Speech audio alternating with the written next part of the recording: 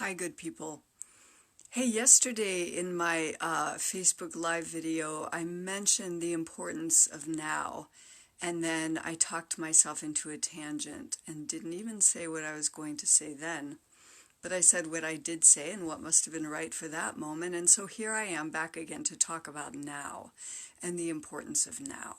So, anytime anything is going on in life, whether it's everything humming along in the most beautiful, glorious way, or everything gone to seemingly hell in a handbasket, uh, there's always now, and there's really just now. And we use our visits to the past and the future to torment ourselves.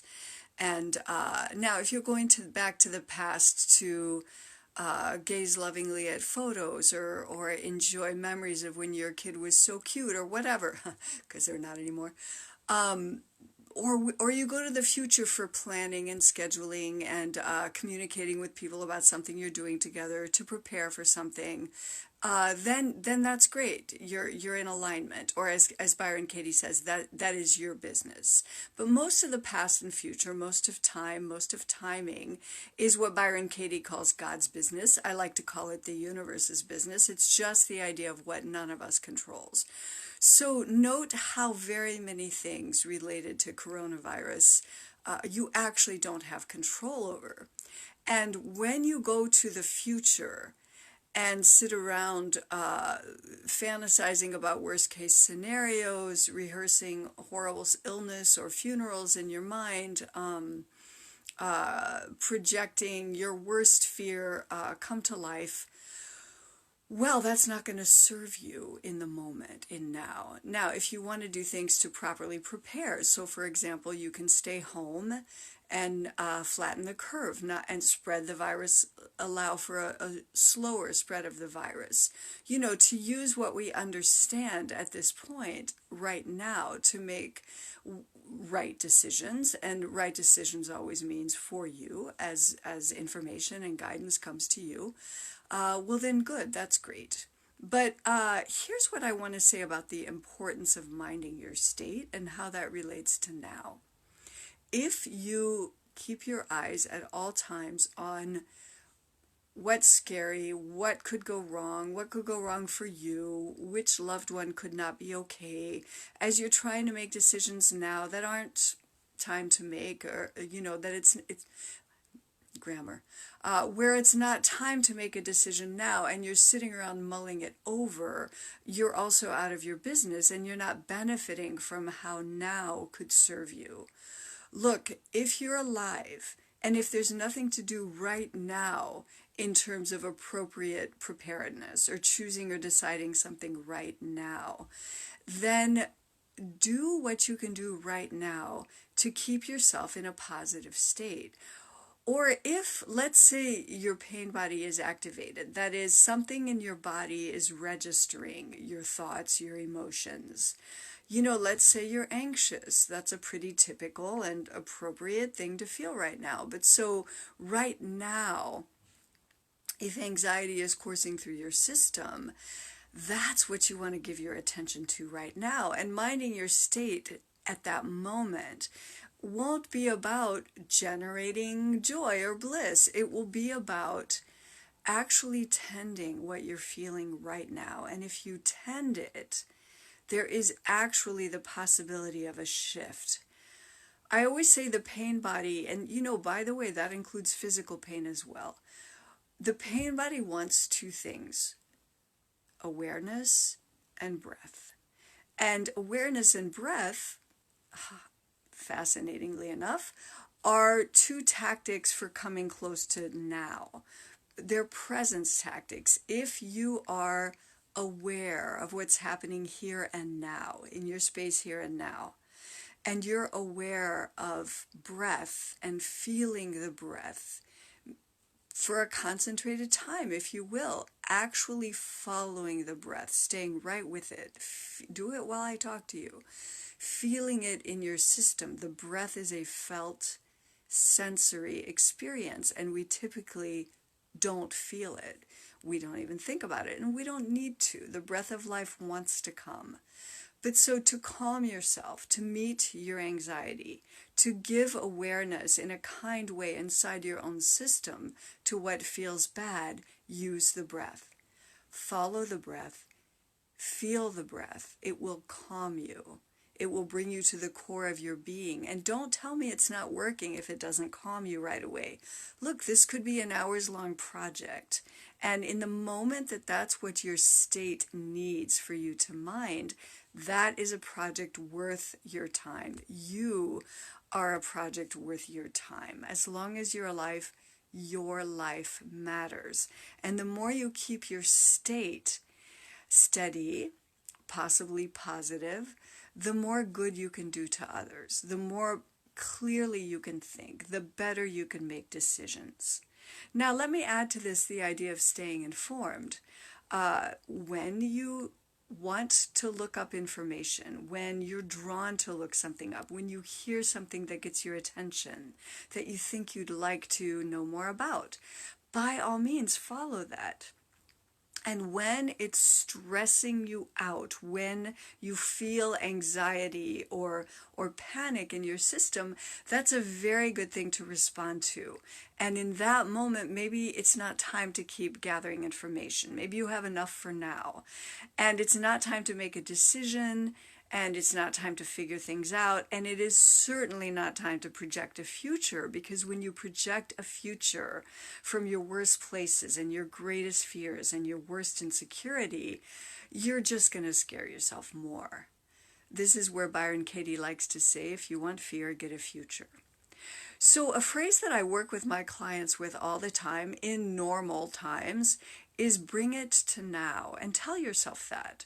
When you're in a panic, when you're terrified, when you're not doing well, when you don't know what to do, bring it to now.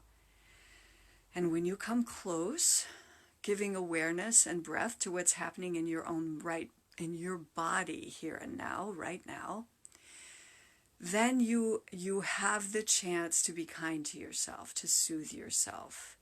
And you'll know when you're more calm whether there's a decision to be made or a choice, whether there's information to be gathered. And when you don't have access to that calm and clarity, then it's time to do that. Pursue calm, pursue clarity. Mind your state, because the better your state is, the more connected you'll be to guidance, to right action, to compassion for others. Now, right now, you could find in a moment that there is no coronavirus. Now, stay with me. This is not going to be about denial. I'm not a fan of denial or bullshit. But so you could be in a moment where what's more real for you is a blue sky. What's more real for you is a clean drink of water. What's more real to you is sitting down and connecting to the breath, which is the force of life, coursing through your system. Or right now, a child wants your attention. And you know we get impatient with children when we want to put our minds elsewhere, and when we think they're bothering us or interrupting us or in the way. And you know what? If you drop in with that child, you might find a connection to innocence, a connection to pure love, a connection to curiosity, a connection to, okay, well, we're alive right now. Let's see what we can move around in our atmosphere to make it feel better. By the way, I always like to say cleaning and clearing is a brilliant thing to do when you're minding your state, or when your thoughts are going wacko. Just right now, make your world important enough that you're taking care of something so that it feels better and clearer and kinder.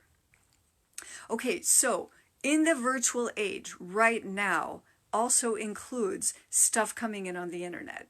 Right now, you have access to information about things happening all over the world, all over the country, all over the county, all over your town, whatever. So it's fine for you to engage with that. Engage with it when it calls to you, when you feel drawn, when you want to check in, not be in denial, and so on. Again, mind your state. Don't spend that time reading everybody's thoughts and then railing about people's thoughts and who's making it worse with their attitudes. Do your best to contribute to any dialogue in a kind, clear way. Do your best to receive information that makes sense to you or rings true or sounds like something worth experimenting with or playing it safe with. Whatever calls to you, go with that. But when your state is getting agitated as you check in, move away from it again. You get to choose your focus. And again, the more you mind your state, the more you can come to any now moment with the greatest possible clarity. So right now, we are where we are with this story. You are where you are. Other places of the globe are where they are. We are all interconnected. If you want to give compassion to someone dying instead of fantasizing about someone you love, maybe contracting the virus and having that happen in some future, maybe even a future soon, but that's still not now. Well, then take a moment to imagine faces around the globe where you know the impact is occurring now or has already swept through. And for a moment, sit with the grief of another face of various age brackets and gender identities and socioeconomic classifications and various ages and skin colors, and just be with human beings in your mind around the globe and breathe in their sorrow with them. Breathe in their fear, which is exactly like your fear, which is exactly like your sorrow. And on the out breath, I'm giving you a very shortened version of Tonglen, which you can go look up if you want. I told someone yesterday, go look it up on YouTube. You can put in Tonglen and Pema Chodron and get a cool video that explains it. Tonglen. But you can breathe in the fear and sorrow of others, and you can breathe out a sense of clearing, a sense of relief. You can picture light, you can picture love flowing through. You can imagine resets. You can imagine people finding their footing again. You can imagine angels and spirit guides surrounding people. And you can imagine people still together who can find love. And so please do that. And, know that whatever's happening for you right now, tend it well. If absolutely nothing is happening in your world except staying home, how lovingly can you stay home? How fruitfully can you stay home? How kindly can you stay home? Don't judge yourself. Don't accuse yourself. Don't be harsh with yourself. Don't be demanding on yourself. Find your point of least resistance right now. What can I do for good self-care, for minding my state, for meeting the now moment in the most beautiful way I see? And use awareness and breath constantly, early and often. Okay, feel free to post questions. I am seeking to stay on top of offering support to other human beings in this time as long as I can, or it feels aligned with my guidance to do so. All right.